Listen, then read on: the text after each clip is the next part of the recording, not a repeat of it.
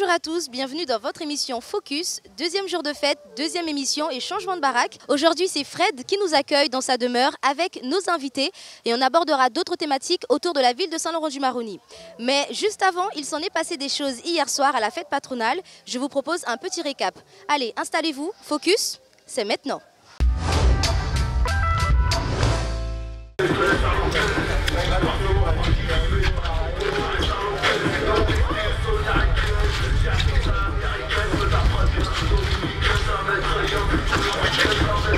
Certaines personnes ont des a priori sur la boxe, mais c'est pas ce que c'est. Il faut essayer et après vous verrez que c'est pas si méchant que ça, quoi. C'est pas si dur qu'on le pense.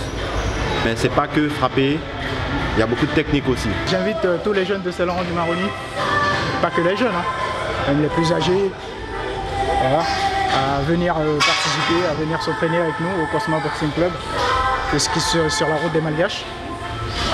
Donc il n'y a pas d'âge pour la boxe. Et c'est l'occasion de s'éclater et puis voilà, et de s'amuser aussi.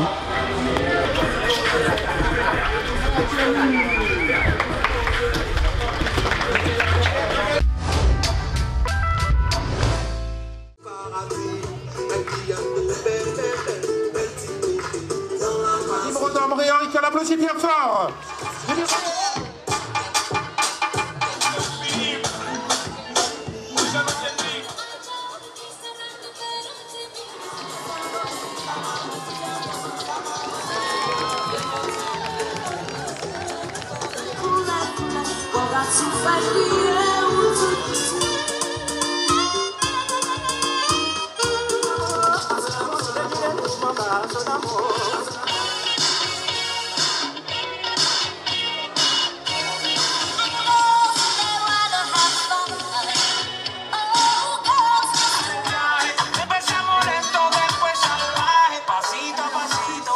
Prix de l'élégance, Nimrod, candidate numéro 3. Elle avait le numéro 1 ce soir. Pour notre belle candidate. Maillot de bain, bravo, hein. Franchement, tu as ébloui le public et le jury. D'ailleurs, c'est pour ça que tu as ce prix ce soir. C'est Julie, prix de la beauté plastique.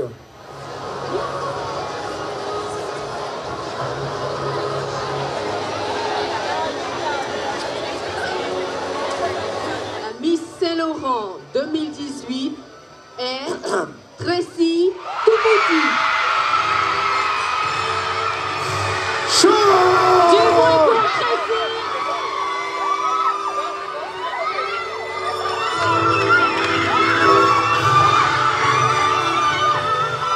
Je suis vraiment contente, je suis fière de moi. Et d'ailleurs, je pense que ma mère, elle est vraiment fière de moi parce que c'est elle qui paniquait le plus. Alors que moi, je stressais même pas. Et elle stressait beaucoup. Je suis fière de représenter ma commune. Et je voudrais la représenter de façon positive. Je voudrais vous dire à toutes les filles que si vous voulez vous lancer dans cette aventure, allez-y à fond parce que c'est pas quelque chose de facile de se présenter devant autant de gens. C'est vraiment quelque chose, tu dois être courageuse. Et franchement, les filles, allez-y à fond. Si vous voulez vous présenter, allez-y, je vous encourage. Allez, bisous.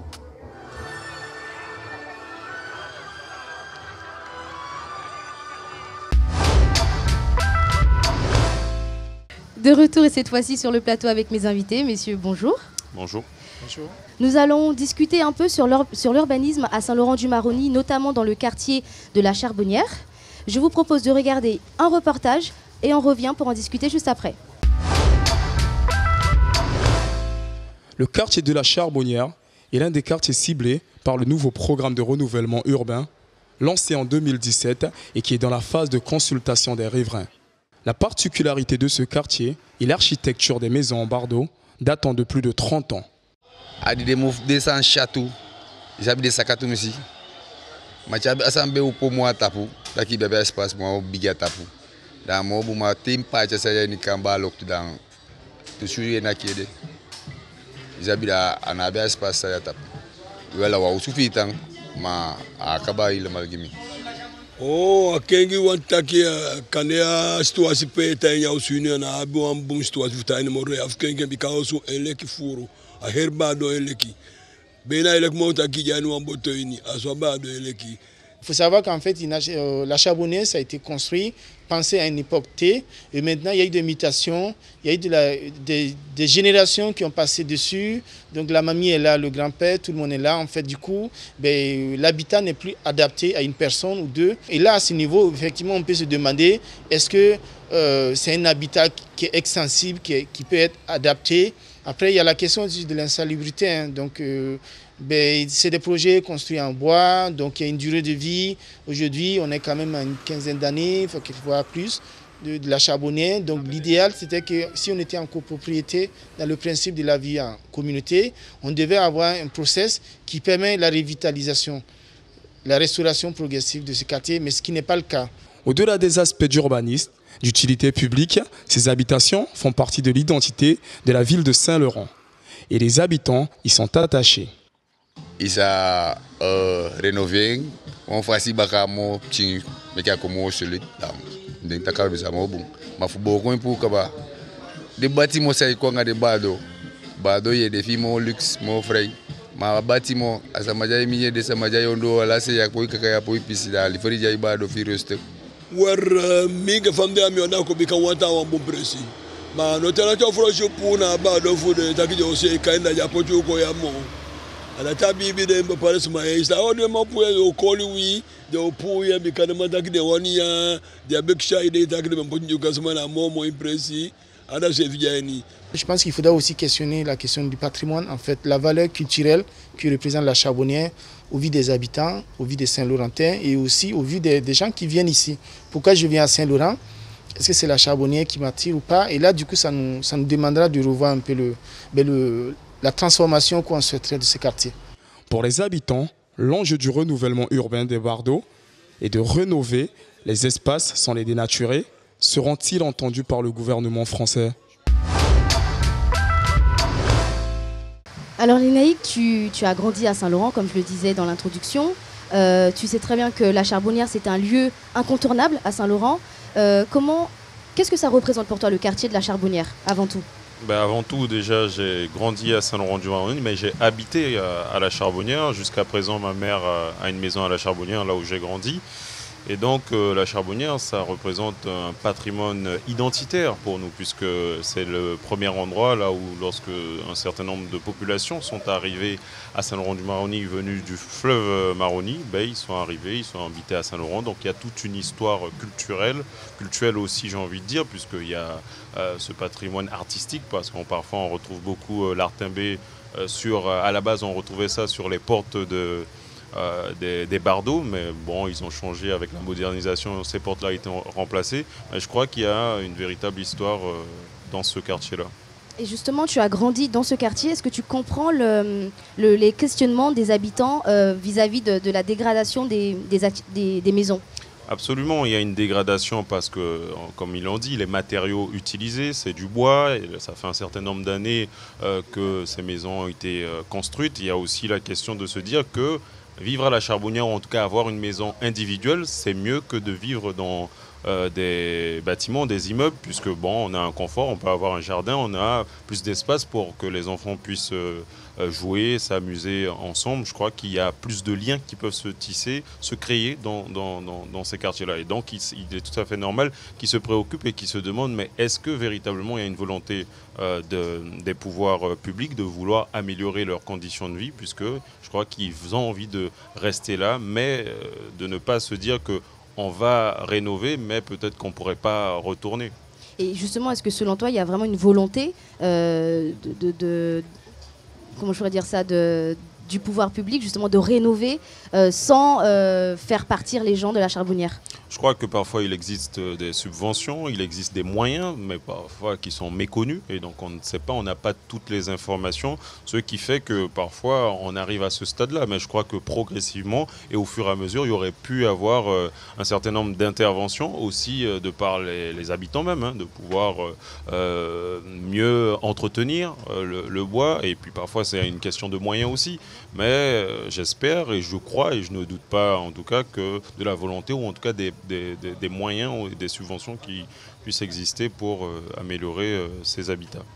Sayouba, comment justement rénover ces habitations sans perdre l'âme des maisons à la Charbonnière. Okay, bonjour, donc je vais bien me présenter. Donc je suis Sayouba Tiemte, donc chef de projet pour le renouvellement urbain de Saint-Laurent. Donc je travaille à l'établissement public et foncier d'aménagement.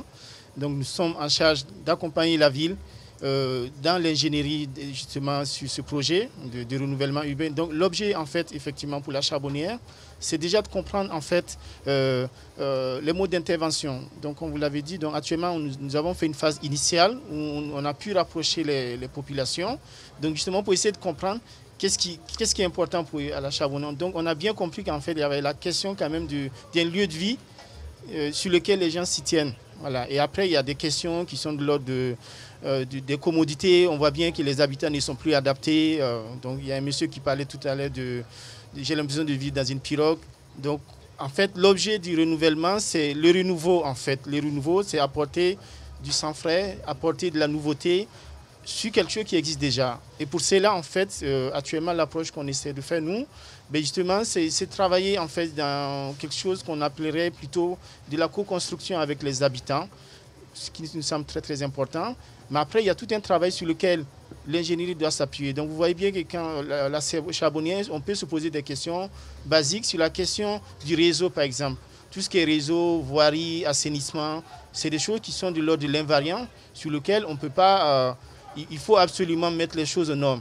On ne peut pas laisser les gens vivre dans des conditions d'insalubrité. Donc ça, pour nous, il nous semble très très important de poser déjà une étude qui permet de bien comprendre l'état d'assainissement, l'état du réseau de ces bâtiments. Ensuite, il y a un travail qu'on va essayer de faire avec les habitants. Donc, ce serait de mettre en place une MOUS, une maîtrise d'œuvre sociale. Elle, il va permettre de rentrer chez chacun et en fait de discuter avec l'habitant. C'est quoi ton projet à toi? Comment tu vois ta maison et comment tu vois ton quartier? Et justement, est-ce qu'il y a un échange, est-ce qu'il y a une réelle communication entre la population et vous? Dans le cadre des études, il y a des étapes. Donc, on a lancé une étude sur l'habitat. Et en fait, donc, il y a eu des bureaux d'études qui sont venus, qui sont allés à la Charbonnière, qui ont rencontré les habitants, qui ont établi un diagnostic. Donc, d'ailleurs, ce diagnostic va être partagé avec les habitants au mois de septembre. Donc, il faut savoir qu'en fait, le renouvellement urbain, c'est un programme qui est financé par l'État.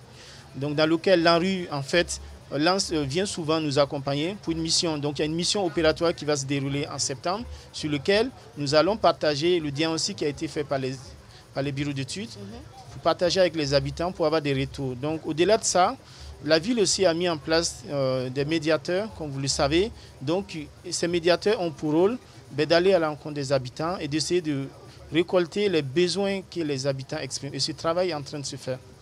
Justement, Lénaïque, tu as grandi, je le répète une énième fois, à Saint-Laurent-du-Maroni. Si le quartier de la Charbonnière était un mot, lequel serait-il? Alors, il m'est difficile de trouver un mot, mais je crois que c'est la frénésie. La frénésie, c'est l'ambiance et la vie qu'il y a dans ce quartier-là. Tout le monde le reconnaît unanimement que la Charbonnière, c'est un quartier où il y a de la vie, où il y a de l'animation, une belle ambiance et où on se retrouve au bord du fleuve Marronnier. Je crois que c'est un quartier essentiel et un des habitants le disait. Peut-être qu'un certain nombre de personnes se sont rendues compte que ces habitants-là ont été placés sur peut-être le plus bel endroit de la ville. Sayouba, tu es arrivé il y a moins d'un an à Saint-Laurent-du-Maroni. Pour toi, si le quartier de la Charbonnière était un mot, lequel serait-il? Je crois que la Charbonnière, c'est notre demain. Merci beaucoup. Merci pour cet entretien. Et avant justement d'accueillir nos prochains invités, je vous propose de regarder la rubrique où on va discuter de la mise en place des baraques et de l'organisation des baraques. C'est tout de suite.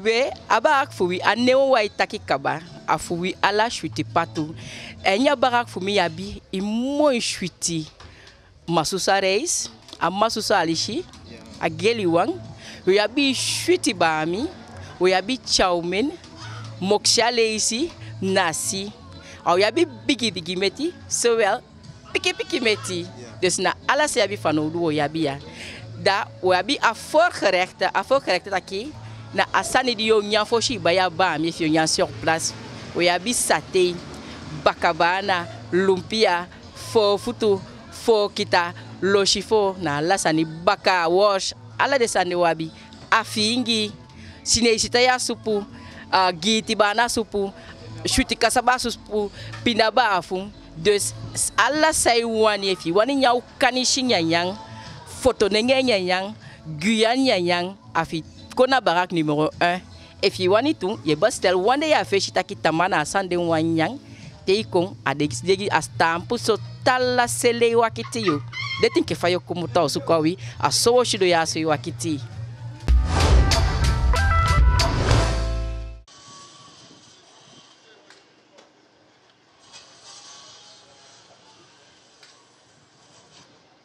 Écoutez, là vous êtes au Tropical Bar, hein? Donc nous sommes cette année en force pour pouvoir justement déguster les bons plats que nous préparons et surtout participer à la fête et valoriser cette fête patronale. Nous avons fait donc un plat de chaque, enfin un plat dans chaque domaine, viande, poisson, crustacés et ce qui serait bien justement que tout le monde fasse sur la place, proposer des plats variés. Ne pas rester uniquement dans tout ce qui est d'habitude que nous connaissons, le poulet frites, le bami, le nasi, etc. Voilà. En gros, nous sommes prêts et nous sommes au combat. Voilà. Alors, je suis bien entourée. Je suis de retour sur le plateau avec mes 3 nouveaux invités. Alors, à mes côtés, monsieur Afodini Fred. Vous êtes le propriétaire de cette baraque où vous nous accueillez. Merci. Merci vous. Avec moi également Miss Ronde, Benoît Yasmine, donc la Miss Ronde 2016. Bonjour. Bonjour. Et Patrick Ahmed, président du comité des fêtes. Bonjour Patrick. Bonjour à tous. Alors, on vient de voir un petit reportage sur la mise en place des baraques. Tu es propriétaire de cette baraque, c'est la première fois que tu participes à la fête. Pourquoi avoir participé en faisant cette baraque? C'est la première fois que je fais la participation dans une fête comme ça ici en Ceylan. Et puis mon idée c'était de rentrer et découvrir qu'est-ce qu'il y a dedans, qu'est-ce qu'ils sont et pour la progression du commune quoi. Combien de temps on prend pour fabriquer une baraque comme ça? Elle est très bien décorée. Ça prend combien de temps tout ce travail? Moi je suis dans le métier. Moi, je suis chef de chantier. Pour la construction, on peut dire je fais ça 2 jours. Mais pour les finitions et les décorations, ça prend à peu près 2 semaines.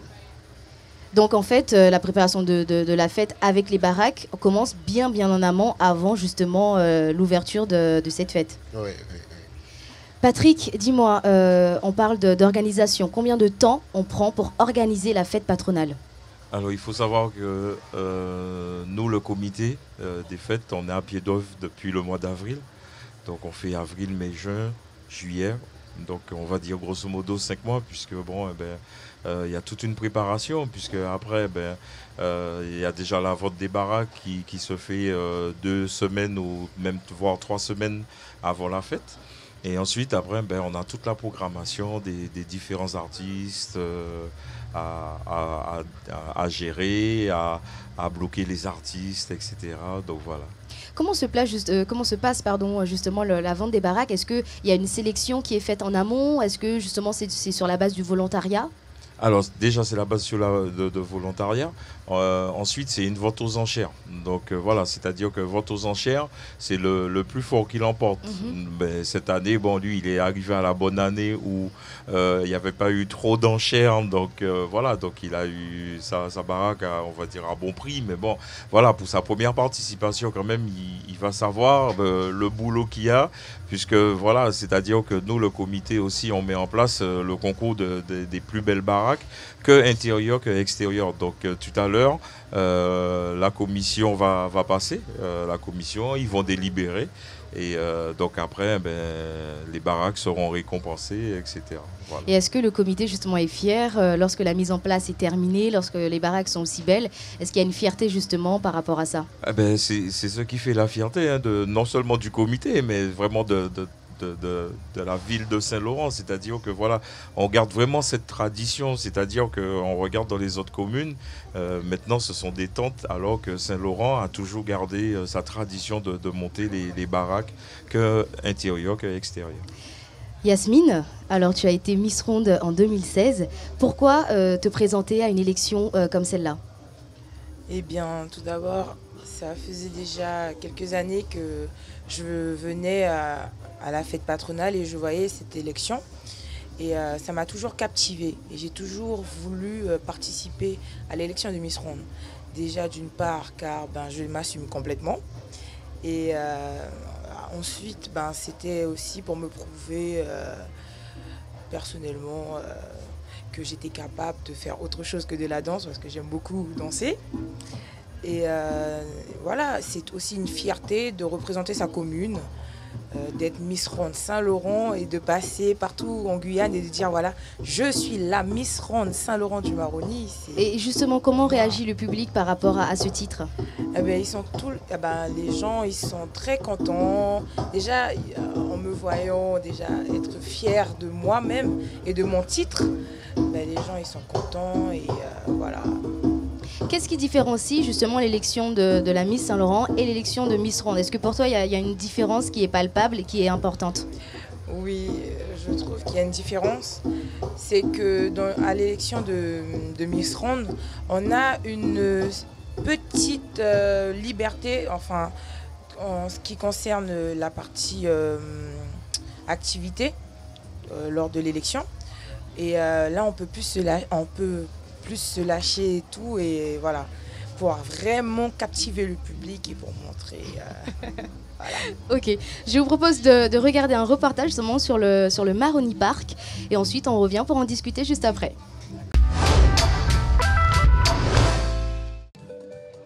C'est sur les lieux de la Roche Bleue que s'est installé le Maroni Park. Un projet porté par la mairie durant les vacances. Vous trouverez des activités totalement gratuites dans le but de créer une cohésion sociale entre familles et de se retrouver à passer un bon moment ensemble tout en s'amusant. Voilà, on est ensemble, on écoute la musique, on profite du coucher de soleil et voilà, on se pose. Et c'est ça l'objectif du projet, c'est vraiment qu'on se retrouve entre Saint-Laurentais et même les gens de l'extérieur. On a eu des gens de Cayenne hier, on a eu des gens de Sinamari. Pour le moment, ça se passe. Voilà. Le projet village familial Maroni Park, on y est. Exclusivité, la ville a bien travaillé pour les gens, pour les associations, parce que c'est important de le dire, les associations, c'est eux qui animent ce site-là. Et maintenant, c'est aux habitants de Saint-Laurent de s'approprier cet espace. C'est eux qui vont nous dire demain si ça va se renouveler ou pas. Donc maintenant, l'espace est là, les aires de jeu sont là, les enfants s'amusent, les stands sont là, la restauration opérationnelle. Le soleil, voilà, il arrive petit à petit. Voilà, que du bonheur. Donc, projet village familial. Venez, c'est vacances mon côté, on nous paye. On est là. Au niveau humain, donc là, il y a une mutualisation des moyens. Donc, il y a déjà la team Lilo, parce que bon, moi-même, je suis le gérant, mais vous avez vu, tous ces jeunes-là qui sont là, ce sont des collaborateurs avec qui je travaille depuis des années. Donc, pour pouvoir faire tout ce qu'on a fait là, donc, il a fallu avoir du monde. Donc seul on ne peut pas, donc c'est un travail d'équipe. Et ensuite il y a eu la mairie de Saint-Laurent aussi qui a mis les moyens, en logistique, un peu au niveau personnel aussi, puisque bon, le service technique est intervenu. Il faudrait que ce soit comme ça tous les week-ends. Il n'y a rien à la Roche Bleue la plupart du temps, sauf quand il y a des concerts de temps en temps. Tout le reste du temps, la journée, il n'y a rien. Et c'est un bel endroit au bord du fleuve, un bon manguier là-bas, il y a des carbets. C'est un bel endroit pour passer du temps le dimanche après-midi en famille ou le samedi. Donc ce serait bien que ça puisse être... J'ai dit ça à Edouard Fanis hier, que c'était bien de faire ça. Mais il faudrait le faire tous les week-ends. Il y aurait du monde tous les week-ends. On met un ou deux petits restaurants, là, petits snacks. Et puis tout le monde vient en famille passer du temps. C'est de ça qu'on a besoin à Saint-Laurent. Et c'est ici que ça se passe tous les mardis au dimanche. Mardi, mercredi, jeudi, vendredi, samedi, dimanche. Jusqu'au 31 juillet ici, le Maroni Park. Tout donne rendez-vous ici, les enfants, la famille, toute la famille ici, pour venir vous amuser. Le projet Maroni Park se verra renouvelé si toutefois elle est appréciée par les habitants et si ils en sont demandeurs.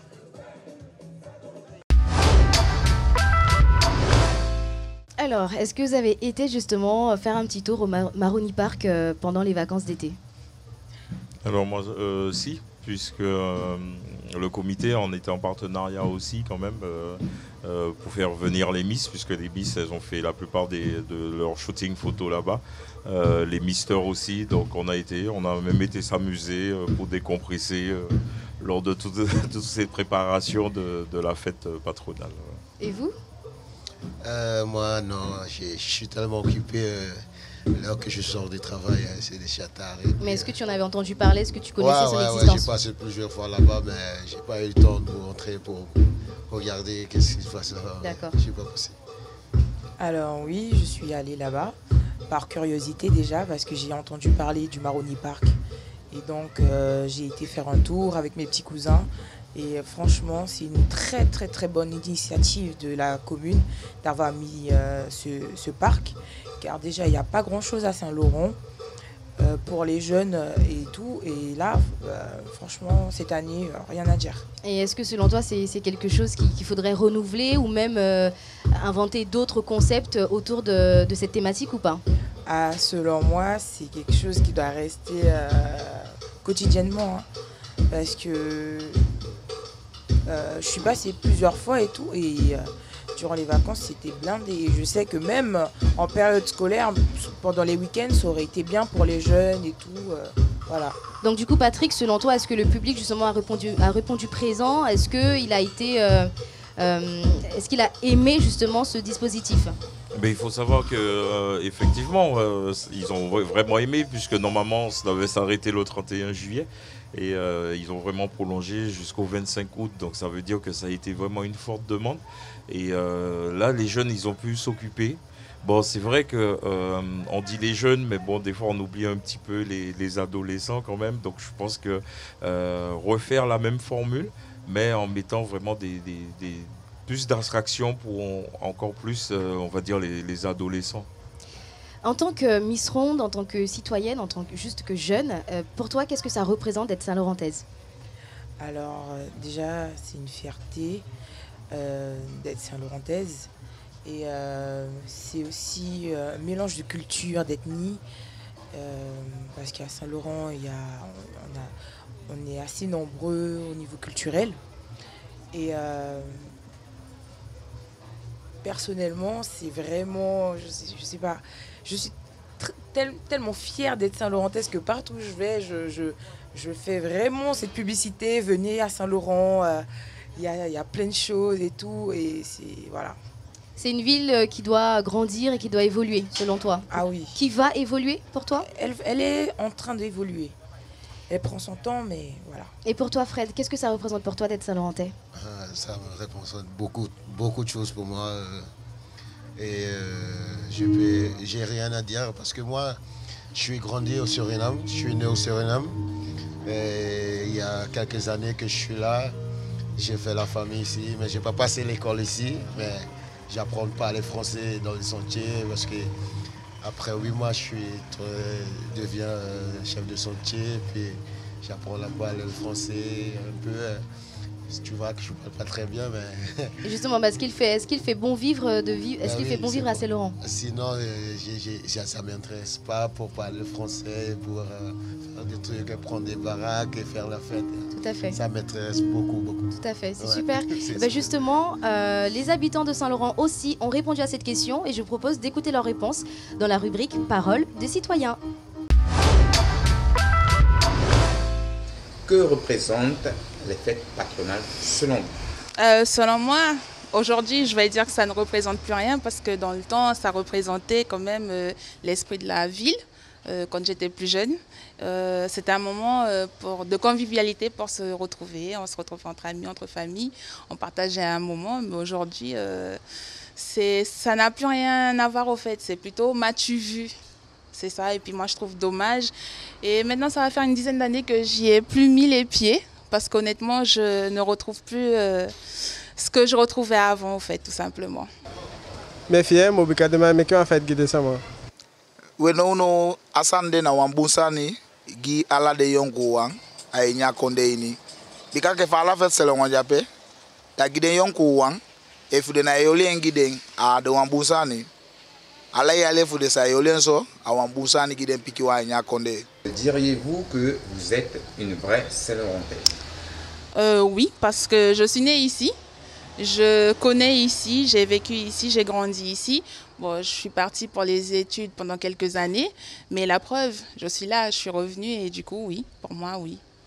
Ah, mais fille, t'as qui m'a piqué vous sur là. Bika ya meke, aya meoko, aya ngwashko. Aso meke me fille, t'as qui m'a piqué vous sur là. Mais fille bon, femme dia sola, mais fille bon. Bika wina sentia sola, ya go kon piqué. Isabi? Qu'est-ce qui pourrait être amélioré dans cette ville, selon vous? Beaucoup de choses. Beaucoup de choses. Déjà, bon, j'aime pas parler de politique, mais déjà la politique. Et puis après, plus de structures pour avoir accès à beaucoup de choses, notamment pour la jeunesse. Moi, je suis revenue, je voulais travailler ici. Les endroits où je voulais travailler, ben, c'était galère. Maintenant, je travaille dans un collège, je suis bien là où je suis, mais honnêtement, beaucoup de choses. Beaucoup de choses. Accès à un travail décent pour la jeunesse, pas forcément parce que tu portes un nom de famille connu, et par rapport au diplôme, au fait, à nos propres diplômes. Moi, personnellement, je trouve que la jeunesse ne s'épanouit pas dans la ville, malheureusement, pour nous. Descendi de Mankegi, depuis que de la poste de mam kegi sane mobika anai a modèle 5 anai gosai sama itampo bakado de fou à la descendant kegi de pêche que la mairie de mamé ou comme au gars de pêche nape ouais de l'hôpital pêche de mamé mo yabisa ma fou te que ou commande so sande ma assistant fa konde ya uishi usaka wampampela sefi fu kengi bena anai aitanga isaka wan wo ko sanse bena aitanga isabi mame fi bunke wan so lam pikin me wan blil guyane ya ausu problem duwa bina konde ya asande sefi na wan gansani so me fu dem bia di sigwe go fika Europa ya na usu na ide e fo su de bena ino mangwe komo to fika ikonde bika ya bu natural sande fu nya ya na wan bunsani a wan bunsani bika so lam va de ya de sande yoli sama nya konde tu e fi cha wan bunsani konjala sama abi fanodu na wan bunsani tu est-ce que nko fa de maoli pikinenge sanya la rose bleue a me yali de sande bena be me de pêche so lan ma ke fa de bigi cha enko ya a bungi den piki wantu. Qu'est-ce que vous pourriez en tant que Saint-Laurentaise, que pensez-vous apporter à cette commune? Actuellement, mon savoir-faire, mais il faut nous laisser une chance aussi. Il faut me laisser la chance de pouvoir apporter mon savoir-faire. Bon, pour l'instant, je le fais dans un collège, mais je ne suis pas seule au fait, parce que je sais qu'il y a plein de jeunes ici qui ont un énorme potentiel, qui ont des compétences extraordinaires, mais on ne nous laisse pas la chance de le faire. Mais bon, si on nous laissait la chance d'apporter notre propre savoir-faire, l'expérience apprise ailleurs, notamment à l'étranger. Je vous ai vu réagir, rire, sourire par rapport à tout ce qui a été dit dans le reportage. Êtes-vous d'accord avec les propos de la population? Alors moi je vais réagir parce que c'est vrai qu'ici on a une sacrée culture. Moi je suis très pour aider les jeunes qui ont beaucoup de projets, parce qu'il faut savoir qu'à Saint-Laurent on a beaucoup de jeunes qui ont beaucoup de talent, mais même si on met les choses en place, voilà, il lâche à un certain moment. Pourquoi? Bon, ben c'est vrai que quand il disait au niveau administratif, c'est vrai que c'est pas facile, que même au niveau des structures, pour qu'on puisse quand même des fois se faire 3 heures de route juste pour un rendez-vous, ou bien pour quelque chose d'autre, quoi. Mais donc voilà, donc c'est vrai qu'à ce niveau-là c'est compliqué, mais bon, je pense que dans les années futures que ça va s'arranger. Et puis Saint-Laurent, il faut savoir que c'est une belle commune. Moi ça fait 20 ans que j'y suis, c'est ma commune de cœur, même si je suis de la Martinique. Donc voilà, donc maintenant c'est vraiment mon pays. La Guyane c'est mon pays d'accueil, mais Saint-Laurent c'est vraiment ma ville de cœur, parce que des fois je descends à Cayenne, je reste 2-3 jours, Saint-Laurent me manque déjà. Donc non, mais c'est pour revenir, pour dire bon, c'est vrai que à Saint-Laurent, moi ce que je trouve dommage aussi, c'est que les cultures on se mélange pas assez. Voilà, c'est ce que je trouve. Ça, c'est mon point de vue dommage. C'est-à-dire que, par exemple, la fête de Saint-Laurent nous permet de voir toutes les cultures. Mais ça se fait quoi? Ça se fait qu'une fois dans l'année. Alors que y a plein de choses qui se passent qui peuvent rassembler tout le monde. Il n'y a pas que la fête. Voilà. Yasmine, tu as quelque chose à rajouter? Eh bien, j'allais revenir sur ce que la dame a dit. Ben, moi aussi, je pense que je peux apporter quelque chose à Saint-Laurent. Qu'est-ce que tu peux apporter à Saint-Laurent? Moi, c'est mon dynamisme. Juste réagir, je sais, mais c'est ce que je dis aux jeunes. Quand vous dites vous pouvez porter quelque chose à Saint-Laurent, eh ben, lancez-vous. C'est ça qu'on demande. C'est pas question que je peux porter quelque chose. N'hésitez pas, lancez-vous. Qu'est-ce qui t'empêcherait de lancer ce projet, Yasmine, par exemple? Qu'est-ce qui vous empêche, par exemple, de faire ce projet En fait, une structure. C'est dur de convaincre les jeunes. Parce qu'il y en a plein qui sont timides et tout. C'est dur de les convaincre de se lancer dans un projet et tout. C'est dur, c'est très dur. Oui, mais c'est ce que je disais, c'est-à-dire que c'est dur, mais moi, c'est comme vous avez vu, on a une émission à côté qui s'est déroulée, etc.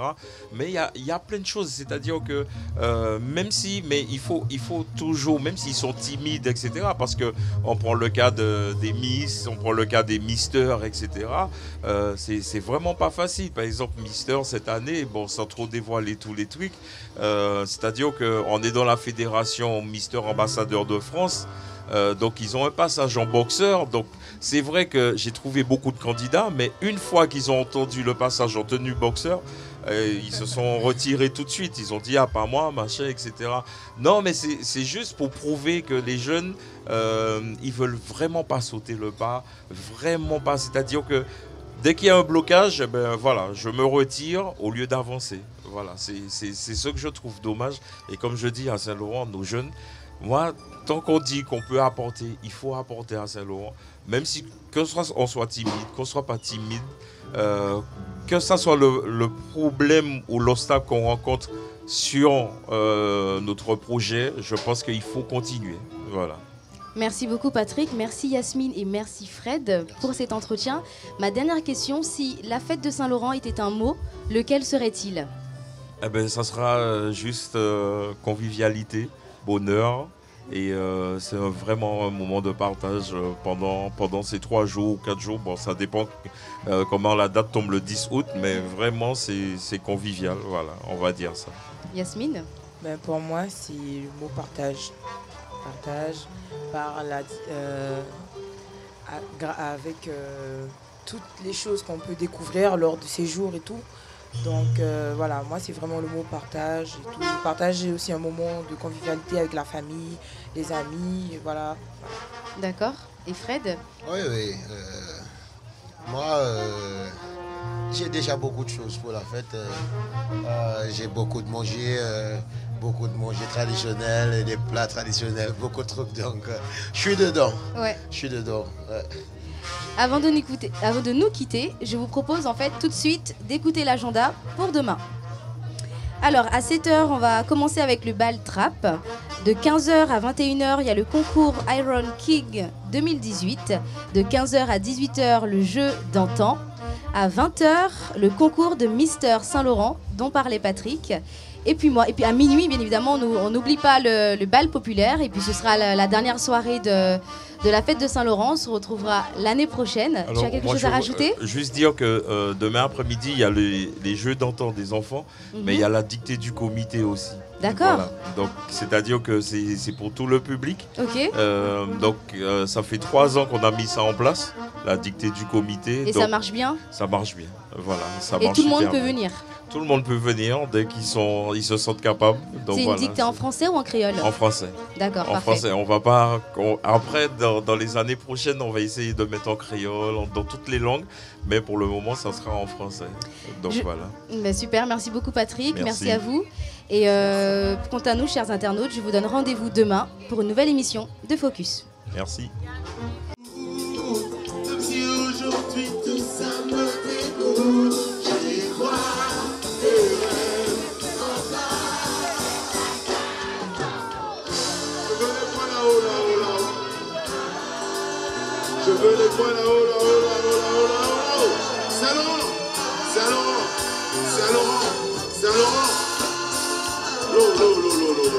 Every